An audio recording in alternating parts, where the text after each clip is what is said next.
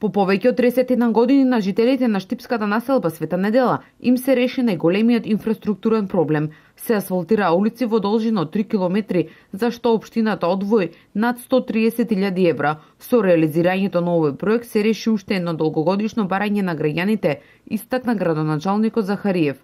Сите барања на жителите ќе ги разгледаме во рамките на постоечките пари и средства. Ќе излеземе максимално во пресред. Само сакам да пратам на порака на граѓаните да бидат трпеливи.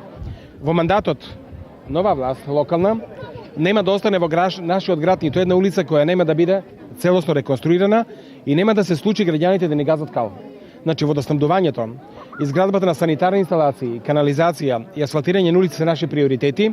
Жителите задоволни што повеќе децениското газење кал го заменија со асфалт. Презадоволни сме заради тоа што пред тоа ни беше многу тешко.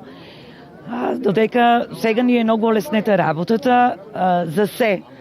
За колите наши да не се кршат веќе, за брзи помош, да ни доваѓа такси, да ни доваѓа децата да ги носим и да ги донесуваме побргу од училиште и премногу сме задоволни. Пред да се асфалтират улиците имаше проблеми, немаме доволно брза помош ако треба да дојде.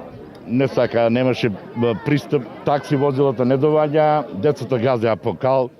Интервенираме имаме ние како родители, треба да го носиш у чизми до школата, па да го облечеш, да го онедеш, нели сите тие работи ни ги пружи благодарение на оваа власт.